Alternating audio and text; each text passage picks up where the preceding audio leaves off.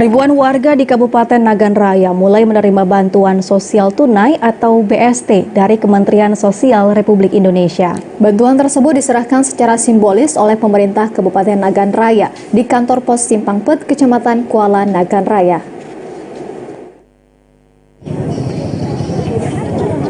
Sebanyak 6.051 kepala keluarga di Kabupaten Nagan Raya menerima bantuan sosial tunai atau BST yang bersumber dari Kementerian Sosial Republik Indonesia yang diperuntukkan bagi masyarakat kurang mampu dan bukan penerima bantuan program Keluarga Harapan maupun penerima bantuan pangan non-tunai.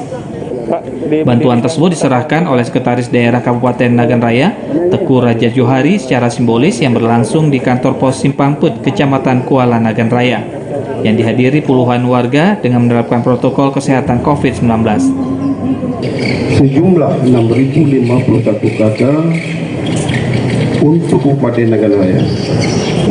Dengan ketentuan jumlah diterima 600.000 per bulan selama 3 bulan. Dan bantuan ini bersumber dari Kementerian Sosial Republik Indonesia. Bantuan sosial tunai merupakan bantuan bagi warga kurang mampu yang terdampak COVID-19. Bantuan ini diberikan selama 3 bulan dengan jumlah Rp600.000 setiap bulannya. Dari Nagan Raya, Haji Saputra, TVRI Aceh melaporkan.